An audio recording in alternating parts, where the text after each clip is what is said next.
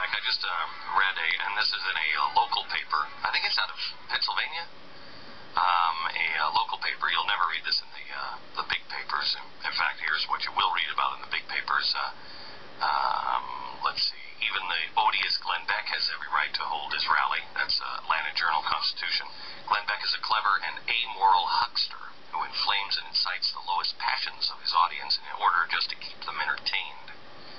Well, I think they've got me down. But here, how much time have you spent with this guy? He knows you. Yeah, very well. In the York paper, you'll actually see somebody actually doing some homework to find out what's really going on. Is it York? Yeah, York, Pennsylvania. Okay. Just read some of this. This is an amazing story. Ashley Kuzer of Bailey Coach in York is handling reservations for buses going to the Glenn Beck rally featuring Sarah Palin in Washington, D.C. on August 28th. The last time she saw such a big regional response for an event was, ironically enough, President Barack Obama's inauguration in 2008. Do you hear that? The last time they saw something like this, which was the largest gathering ever on the mall, the last time she saw something, not 9/12, the Obama inauguration. This is going to be historic. Yeah. Historic. She said the bus drivers making the early morning trek to Washington that morning have been warned of likely congestion. They're expecting a lot of people, a lot of traffic. Kuzer said Bailey Coach arranged for the buses in response to the people on the Fox TV host's website writing of their desire for a bus service to the event. Meanwhile, some local Glenn Beck supporters have taken it on themselves to hire buses. Andrew Tome of Red Lion said he recently had to cut off his personal caravan at 3 busloads.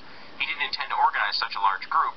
It started with him encouraging family and friends to join him, and it just took off from there. And we're seeing that in a lot of local areas where people who just wanted to get a group of friends together or just get a small bus together are now winding into major organizers of an event. In Pittsburgh, Pennsylvania, they wanted to organize, I think it was one bus, and they said, anybody want a bus?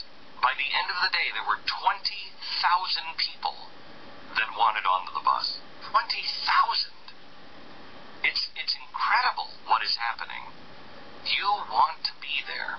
Don't miss it. Don't miss it. Now, if you've got a bus, please, I'm begging you, go to glennbeck.com/828 and register the bus, because that's the way the police and everything else, they know to close streets, they know what to do, because they base it all on buses. And so and I think we've only got I think we have about half of the buses that are coming registered right now, and we have about 1,000 buses. And I think that's only about half, because most people, look, we're not SEIU organizing. We're not Acorn. We don't know about buses. Do you know about buses? Yeah. I don't even know how to call and get a bus. I don't know.